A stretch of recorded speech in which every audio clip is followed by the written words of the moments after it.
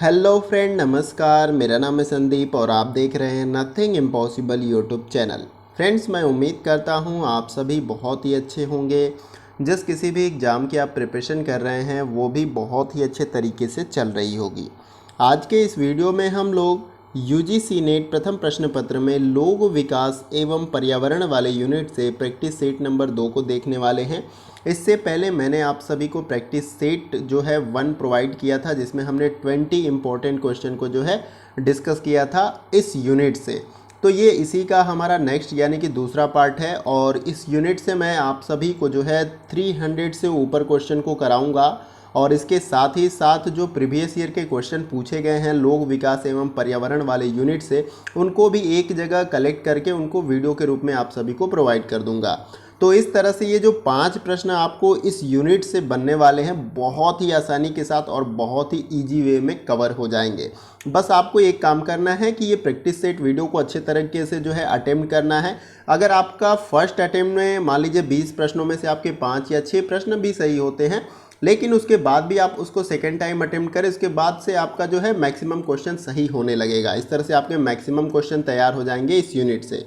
तो वीडियो को स्टार्ट करने से पहले आप सभी से हम्बली रिक्वेस्ट है, अगर आप नए व्यूअर हैं, पहली बार इस चैनल पे आ रहे हैं, तो आप चैनल को सब्सक्राइब कर लीजिए और उसके बगल में जो ये बेल आइकन का बटन होता है इस प्रकार से, उसको आप प्रेस कर लीजिए न्यू वीडियो के अपडेट्स को पाने के लिए। तो चलिए फ्रेंड, क्वेश्चन नंबर 1 से स्टार्ट करते हैं।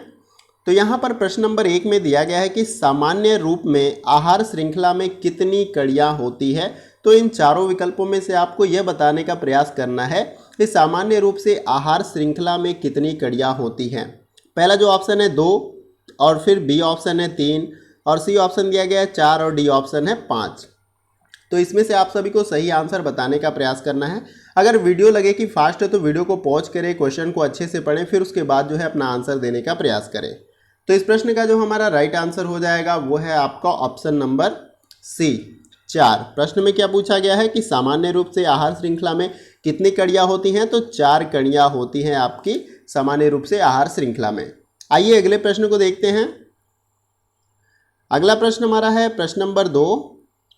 इस प्रश्न में पूछा जा रहा है कि निम्नलिखित में से किसे अजैव स्थिति में शामिल नहीं किया जाता है। इन चारों विकल्पों में से हमें बताना है कि अजैव स्थिति में किसको शामिल नहीं किया जाता। पहला जो ऑप्शन दिया गया है जल, बी ऑप्शन दिया गया मृदा और सी ऑप्शन दिया गया तापमान और डी ऑप्शन दिया गया है जीवाणु। तो इस प्रश्न का सही आंसर क्या है आप सभी को बताना है। इसका जो राइट आंसर हमारा हो जाएगा वो है आपका ऑप्शन नंबर डी जीवाणु। प्रश्न में क्या पूछा गया था, इन चारों विकल्पों में से किसे अजैव स्थिति में शामिल नहीं किया जाता है। तो जीवाणु को जो है अजैव स्थिति में शामिल नहीं किया जाता है, इसको आप याद रखिएगा। आइए अगले प्रश्न को देखते हैं। अगला प्रश्न हमारा है प्रश्न नंबर 3। इस प्रश्न में पूछा जा रहा है कि निम्नलिखित में से पृथ्वी पर वातावरण के अस्तित्व का क्या कारण है। तो यहाँ बताना है आप सभी को कि इन चारों विकल्पों में से पृथ्वी पर वातावरण के अस्तित्व का क्या कारण है। तो पहला जो ऑप्शन दिया गया है यहाँ पर सूर्य के चारों ओर पृथ्वी का परिक्रमण, बी ऑप्शन दिया गया पृथ्वी का घूर्णन और सी ऑप्शन दिया गया पृथ्वी का गुरुत्वाकर्षण बल और आपका यहाँ पे डी ऑप्शन दिया गया उपरोक्त में से कोई नहीं। तो इन चारों विकल्पों में से आप सभी को सही आंसर बताने का प्रयास करना है। तो इस प्रश्न का हमारा जो सही आंसर हो जाएगा वो है आपका ऑप्शन नंबर सी पृथ्वी का गुरुत्वाकर्षण बल। तो प्रश्न में क्या पूछा गया था कि इन चारों विकल्पों में से पृथ्वी पर वातावरण के अस्तित्व का क्या कारण है। तो पृथ्वी का गुरुत्वाकर्षण बल। इस गुरुत्वाकर्षण बल के कारण ही जो है हमारा एटमॉस्फेयर या वायुमंडल जो है पृथ्वी के साथ लगा रहता है। ठीक है, इस प्रकार से पृथ्वी है तो इसके साथ ये लगा रहता है, किसके कारण, गुरुत्वाकर्षण बल के कारण। तो सी ऑप्शन हमारा राइट आंसर हो जाएगा इस प्रश्न का। आइए अगले प्रश्न को देखते हैं। अगला प्रश्न हमारा है प्रश्न नंबर 4। इस प्रश्न में दिया गया है कि निम्नलिखित में जो है मिलान करना है आपको। दो तरफ जो है सूची दी गई है, पहले तरफ सूची 1, दूसरे तरफ सूची 2। तो इसको हमें मैचिंग करना है अच्छे तरीके से और नीचे कुछ कूट दिए गए हैं। आपका मैचिंग जिसके अकॉर्डिंग होगा उसका आंसर जो है कूट में से आप सभी को बताना है। तो आइए इसको मैच कर लेते हैं।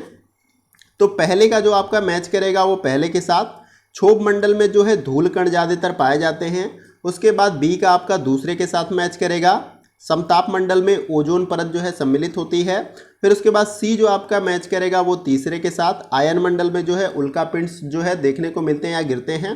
फिर उसके बाद डी जो ऑप्शन है आपका वो आपका मैच करेगा लास्ट वाले के साथ। बहिमंडल में जो है हमें अरोरा जो लाइट होती हैं जो हरी कलर की दिखाई देती हैं पोलर रीजन में, वो देखने को हमें कहाँ मिलती हैं, बहिर्मंडल में। अब अरोरा लाइट किस तरह से दिखाई देती है, क्या कारण होता है, तो जो होता है कि इलेक्ट्रॉन का जो है पदार्थ का जो चौथी अवस्था होती है हमारे प्लाज्मा, उसमें आपस में टकराव होता है, जिसके कारण से हमें इस तरह की लाइट्स जो है अरोरा लाइट्स देखने को मिलती है।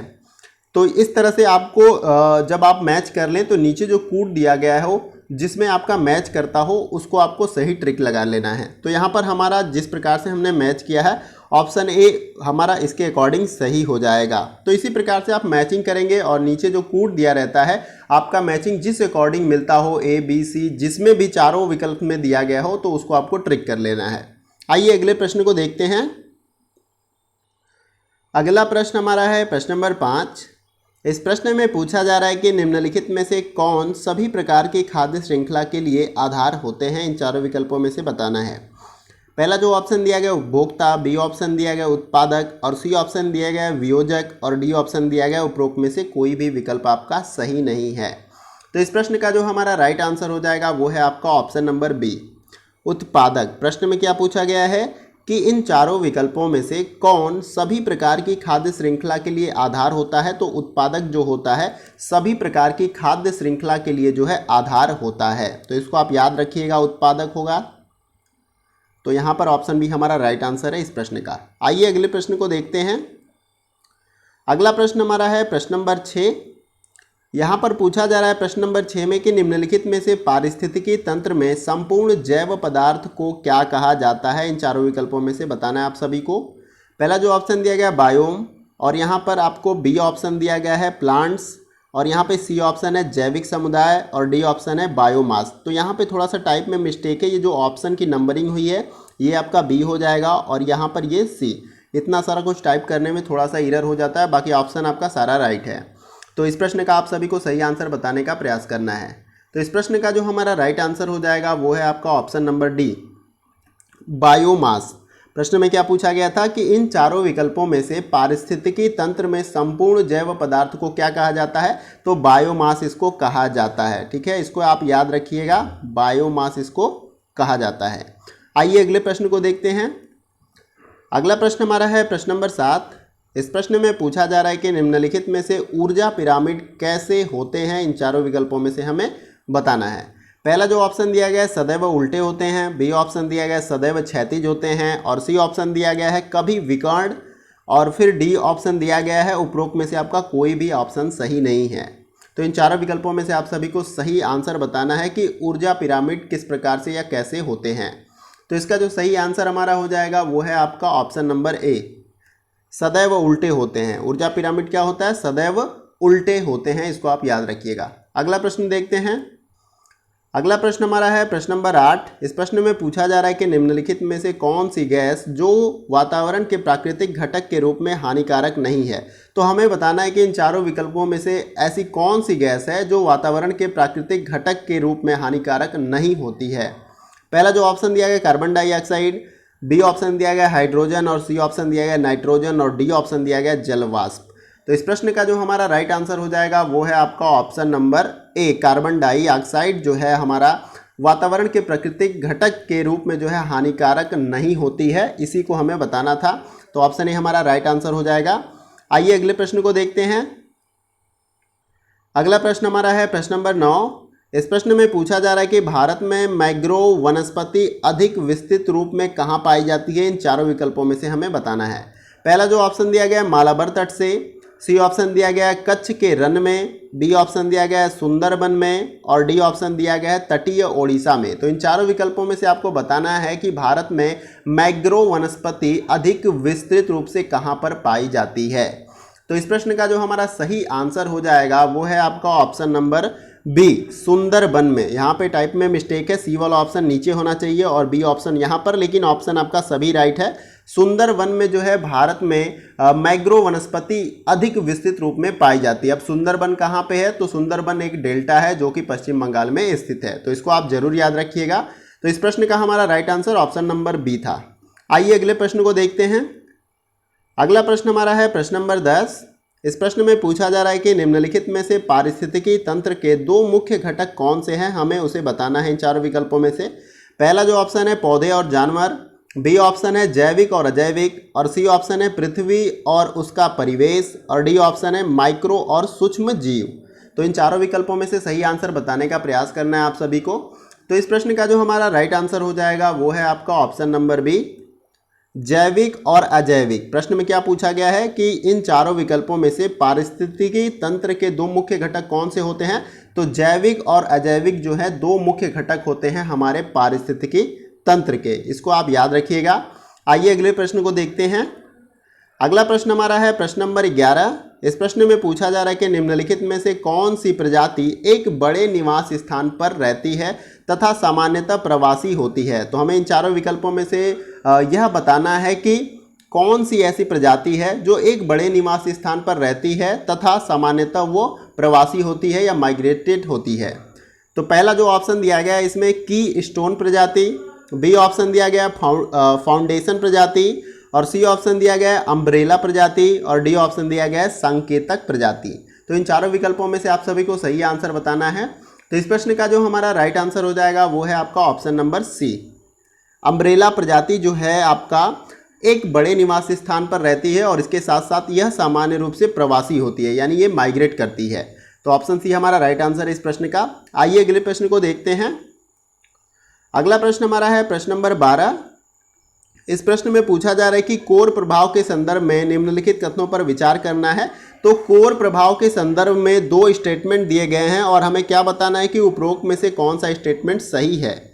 तो पहला स्टेटमेंट हम पढ़ लेते हैं। पहले स्टेटमेंट में दिया गया है कि यह एक पारिस्थितिकी अवधारणा है जो कि संक्रामिक से संबंधित है, और दूसरा स्टेटमेंट दिया गया है कि कोर प्रभाव वाले क्षेत्र में विशिष्ट प्रजातियां पाई जाती हैं जो कि आसन्न परितंत्र में नहीं होती हैं। तो इन दोनों स्टेटमेंट में से हमें बताना है कि कौन सा स्टेटमेंट हमारा सही है। तो इसका जो राइट आंसर हमारा है वो है आपका ऑप्शन नंबर बी, पहला और दोनों स्टेटमेंट या कथन जो दिया गया है वो आपका सही हो जाएगा। तो पहला जो स्टेटमेंट है यह एक पारिस्थितिकी अवधारणा है जो कि संक्रमिका से संबंधित है, और दूसरा जो है कोर प्रभाव वाले क्षेत्र में विशिष्ट प्रजातियां पाई जाती हैं जो कि एक आसन्न परितंत्र में नहीं होती हैं। तो ये दोनों स्टेटमेंट हमारा सही है, इसलिए ऑप्शन बी हमारा राइट आंसर हो जाएगा जिसमें पहला और दूसरा दोनों सही बताया गया है। आइए अगले प्रश्न को देखते हैं। अगला प्रश्न हमारा है प्रश्न नंबर 13। इस प्रश्न में पूछा जा रहा है कि जैव मंडल में एक ही जाति की संख्या को क्या कहते हैं, इन चारों विकल्पों में से बताना है। पहला जो ऑप्शन है जनसंख्या, बी ऑप्शन है जैव समुदाय, और सी ऑप्शन है जैव विविधता, और डी ऑप्शन है पारितंत्र। तो इस प्रश्न का आप सभी को सही आंसर बताने का प्रयास करना है। तो इस प्रश्न का जो हमारा राइट आंसर हो जाएगा वो है आपका ऑप्शन नंबर ए, जनसंख्या। जैव मंडल में एक ही जाति की संख्या को जो है हम जनसंख्या कहते हैं, इसको आप याद रखिएगा, जनसंख्या इसको कहा जाता है। आइए अगले प्रश्न को देखते हैं। अगला प्रश्न हमारा है प्रश्न नंबर 14। ये भी मैचिंग वाला क्वेश्चन है, मिलान करने वाला, तो इसको हम लोग देखते हैं। क्वेश्चन नंबर 14 में दिया गया है कि पृथ्वी की प्रणाली की संरचना में निम्नलिखित सम्मिलित होते हैं। निम्नलिखित का हमें मिलान करना है पृथ्वी की प्रणाली संरचना के अंतर्गत। तो सूची 1 में हमें पृथ्वी पर जितने भी मंडल पाए जाते हैं उसके बारे में दिया गया है, और सूची 2 में उनमें जो उपस्थित तत्व हैं या गैस हैं उनके बारे में दिया गया है। तो हमें इसको मिलान करना है। तो पहला जो हमारा मैच करेगा वो पहले के साथ वायुमंडल में जो है अक्रिय गैसें पाई जाती हैं, तो गैस वाला भाग जो है वायुमंडल के अंतर्गत आ जाता है। और जैव मंडल जो हमारा दूसरा है वो मैच करेगा आपका तीसरे के साथ। जैव मंडल के अंतर्गत जैव पदार्थ सम्मिलित किए जाते हैं। और फिर तीसरा जो हमारा जल मंडल है वो मैच करेगा दूसरे के साथ। इसमें जो है नमक, ताज़ा पानी और बर्फ़ होता है। और फिर स्थल मंडल के अंतर्गत जो है हम चौथे को मैच करेंगे, लाइट और सिलिकेट जो है हमारा स्थल मंडल के अंतर्गत आते हैं। तो इस प्रकार से आप इसको मैच कर लेंगे और मैचिंग के अकॉर्डिंग जो भी कूट आपका बनेगा उसको आप सही ट्रिक कर लेंगे। तो नीचे मैं दिखाता हूँ आप सभी को। तो हमने जो मैच किया था उसके अकॉर्डिंग जो है हमारा ऑप्शन नंबर जो बी है वो राइट हो जाएगा। ठीक है, तो इस प्रकार से आप सभी को भी करना है। पहले मिलान कर लेना है सही आंसर के साथ और फिर चेक करना है कि कूट में कौन सा ऑप्शन जो है आपके मिलान के अकॉर्डिंग राइट है। आइए अगले प्रश्न को देखते हैं। अब अगला प्रश्न हमारा है प्रश्न नंबर 15। इस प्रश्न में पूछा जा रहा है कि निम्नलिखित में से कौन सा पारिस्थितिकीय तंत्र पृथ्वी के सर्वाधिक क्षेत्र पर फैला हुआ है, इन चारों विकल्पों में से बताना है। तो पहला जो ऑप्शन दिया गया है इसमें मरुस्थलीय, बी ऑप्शन दिया गया है समुद्रिक, और सी ऑप्शन दिया गया है घास के मैदान, और डी ऑप्शन है पर्वतीय क्षेत्र। तो इन चारों विकल्पों में से सही आंसर बताने का प्रयास करना है। तो इसका जो राइट आंसर हमारा हो जाएगा वो है आपका ऑप्शन नंबर बी, समुद्रिक। तो प्रश्न में क्या पूछा गया कि इन चारों विकल्पों में से कौन सा पारिस्थितिकीय तंत्र पृथ्वी के सर्वाधिक क्षेत्र पर फैला हुआ है? तो समुद्रिक। जैसा कि आप सभी को पता है कि पृथ्वी पे 4 भाग अगर पानी है तो एक भाग पे जमीन का भाग हमारा है और बाकी 3 भाग पे क्या है? पानी है। तो यहाँ पर फैलाव किसका होगा? समुद्रों का, महासागरों का। ठीक है, तो पानी वाला भाग हमारा ज्यादा है क्योंकि। आइए अगले प्रश्न को देखते हैं। अगला प्रश्न हमारा है प्रश्न नंबर 16। इस प्रश्न में पूछा जा रहा है कि जैव मंडल जल, थल एवं वायुमंडल के कितने क्षेत्र में विस्तृत होता है? इन चारों विकल्पों में से हमें बताना है। पहला जो ऑप्शन दिया गया है 1 से 4 किलोमीटर, बी ऑप्शन दिया गया 22 से 30 किलोमीटर, और सी ऑप्शन दिया गया 114 किलोमीटर, और डी ऑप्शन दिया गया है 11.4 किलोमीटर। तो इन सभी में से राइट आंसर आप सभी को बताना है। तो इसका जो सही आंसर हमारा हो जाएगा वो है आपका ऑप्शन नंबर बी, 22 से 30 किलोमीटर। प्रश्न में क्या पूछा गया है कि जैव मंडल जल, थल एवं वायुमंडल के कितने क्षेत्र में विस्तृत है? तो 22 से 30 किलोमीटर के क्षेत्र में जो है ये विस्तृत है आपका, इसको आप याद रखिएगा। आइए अगले प्रश्न को देखते हैं। अगला प्रश्न हमारा है प्रश्न नंबर 17। इस प्रश्न में पूछा जा रहा है कि पृथ्वी की सतह से वातावरण की विभिन्न परतों का क्रम क्या है? हमें बताना है क्रम के बारे में। पहला जो ऑप्शन दिया गया है समताप मंडल, क्षोभ मंडल, आयन मंडल, बहिमंडल। बी ऑप्शन दिया गया है क्षोभ मंडल, समताप मंडल, आयन मंडल और बहिमंडल, और सी ऑप्शन दिया गया है क्षोभ मंडल, समताप मंडल, आयन मंडल, और डी ऑप्शन दिया गया है उपरोक्त में से कोई नहीं। तो इसका जो है सही आंसर आप सभी को बताने का प्रयास करना है। तो पहला जो हमारा राइट आंसर इसमें हो जाएगा वो है आपका ऑप्शन नंबर बी, क्षोभ मंडल पहले है, फिर उसके बाद समताप मंडल, फिर आयन मंडल, फिर बहिमंडल। तो इस प्रकार से हमारा क्रम है पृथ्वी की सतह से वातावरण की विभिन्न परतों का क्रम क्या है हमारा? क्षोभ मंडल पहले आता है, फिर उसके बाद दूसरे नंबर पे आपका समताप आता है, फिर तीसरे नंबर पे आयन, और फिर चौथे नंबर पे आपका बहिमंडल। इसको आप याद रखिएगा, इस प्रकार से प्रश्न जो है एग्जाम में आपसे पूछ लिए जाते हैं। आइए अगले प्रश्न को देखते हैं। अगला प्रश्न हमारा है प्रश्न नंबर 18। इस प्रश्न में पूछा जा रहा है कि जलवायु और मौसम की स्थिति के संदर्भ में वातावरण की सबसे गतिशील परत कौन सी है? इन चारों विकल्पों में से हमें बताना है। पहला जो ऑप्शन दिया गया है क्षोभ मंडल, बी ऑप्शन दिया गया आयन मंडल, और सी ऑप्शन दिया गया समताप मंडल, और डी ऑप्शन दिया गया मध्य मंडल। तो इस प्रश्न का जो हमारा सही आंसर हो जाएगा वो है आपका ऑप्शन नंबर ए, क्षोभ मंडल। तो मैं बता दूं आपको कि जितनी भी मौसम संबंधी घटनाएं होती हैं आपकी, पृथ्वी की लगी हुई जो पहली परत हमारी होती है क्षोभ मंडल, उसमें जो है ये सभी घटनाएं होती हैं आपकी। आप इसको जरूर याद रखिएगा। मौसम संबंधी आंधी तूफान, हवा चलना, ये सभी घटनाएं कहाँ पर होती हैं? क्षोभ मंडल में होती हैं, जो पृथ्वी से हमारी पहली परत लगी हुई है। तो इसको आप याद रखिएगा। प्रश्न में यही पूछा जा रहा है कि जलवायु और मौसम की स्थिति के संदर्भ में वातावरण की सबसे गतिशील परत कौन सी होती है? तो क्षोभ मंडल होती है। आइए अगले प्रश्न को देखते हैं। अगला प्रश्न हमारा है प्रश्न नंबर 19। इस प्रश्न में पूछा जा रहा है कि निम्नलिखित वातावरण की परतों में से वह कौन सी परत है जिसमें ओजोन गैस मौजूद होती है? इन चारों विकल्पों में से बताना है। पहला जो ऑप्शन दिया गया है समताप मंडल, बी ऑप्शन दिया गया मध्य मंडल, और सी ऑप्शन दिया गया क्षोभ मंडल, और डी ऑप्शन है उपरोक्त में से आपका कोई भी ऑप्शन सही नहीं है। तो इस प्रश्न का जो हमारा राइट आंसर हो जाएगा वो है आपका ऑप्शन नंबर ए, समताप मंडल। तो ओजोन जो हमारा होता है, ओजोन गैस, वो समताप मंडल के अंतर्गत ही पाया जाता है, या आप ये भी कह सकते हैं कि समताप मंडल का ही हिस्सा हमारा ओजोन मंडल भी होता है।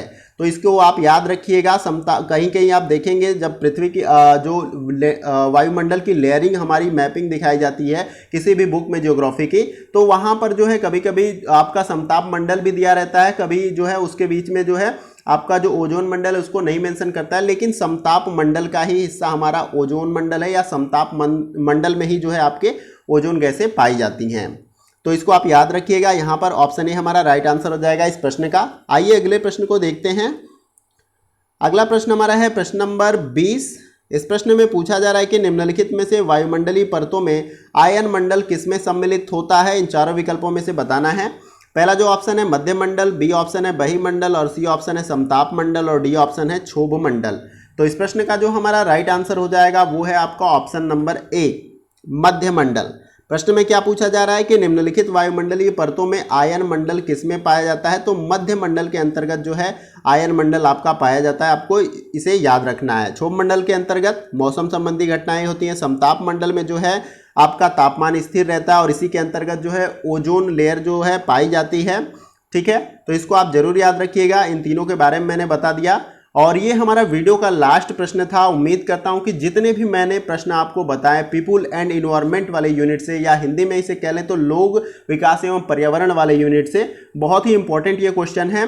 आप कमेंट में जरूर लिख के बताइएगा कि क्वेश्चन आपको कैसा लगा, क्वेश्चन आपके लिए इंपॉर्टेंट है या नहीं है, उसके बारे में भी आप बता सकते हैं। अभी इसमें जो है आपको कम से कम जो है 13 और प्रैक्टिस सेट में प्रोवाइड कराऊंगा। सभी प्रैक्टिस सेट में 20 प्रश्न रहेंगे, जैसा कि मैंने शुरुआत में ही कहा है आप सभी से कि 300 प्रश्न जो है मैं इस यूनिट से कराऊंगा। और इसके साथ साथ प्रीवियस ईयर में जितने भी क्वेश्चन आपसे पूछे गए हैं पीपुल एंड इन्वायरमेंट या लोक विकास एवं पर्यावरण वाले यूनिट से, उन सभी को एक जगह कलेक्ट करके वीडियो के फॉर्म में मैं प्रोवाइड कर दूंगा। तो निश्चित रूप से ये जो 5 प्रश्न आपके पूछे जाने हैं बहुत ही आसानी के साथ कवर हो जाएंगे।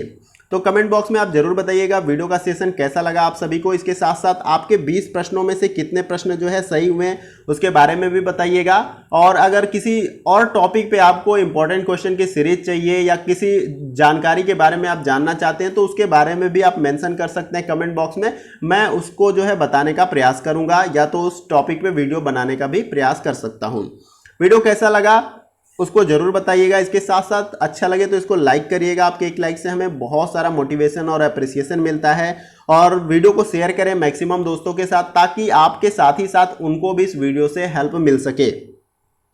और आज की वीडियो में बस इतना ही। फिर मिलते हैं नेक्स्ट वीडियो में कुछ और इंपॉर्टेंट टॉपिक और क्वेश्चन के साथ। तब तक के लिए जय हिंद, जय भारत।